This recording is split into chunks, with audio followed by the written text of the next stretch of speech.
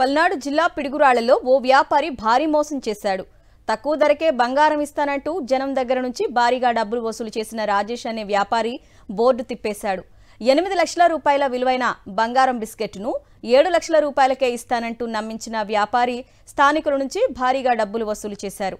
లక్షల్లో డబ్బులు వసూలు చేసిన వ్యాపారి ఫోన్ స్విచ్ ఆఫ్ చేయడంతో బాధితులు లబోదిబోమంటున్నారు.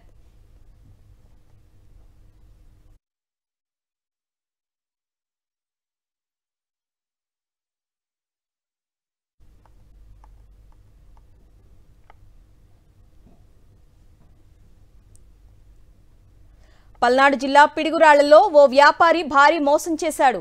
తక్కువ ధరకే బంగారం ఇస్తానంటూ జనం దగ్గర నుంచి భారీగా డబ్బులు కాజేసి రాజేష్ అనే వ్యాపారి బోర్డు తిప్పేశాడు. 8 లక్షల రూపాయల విలువ చేసే బంగారం బిస్కెట్ని 7 లక్షలకే ఇస్తానంటూ వ్యాపారి నమ్మించి స్థానికుల దగ్గర నుంచి భారీగా డబ్బులు వసూలు చేశాడు. లక్షల్లో డబ్బులు వసూలు చేసిన వ్యాపారి ఫోన్ స్విచ్ ఆఫ్ చేయడంతో బాధితులు లబోదిబోమంటున్నారు.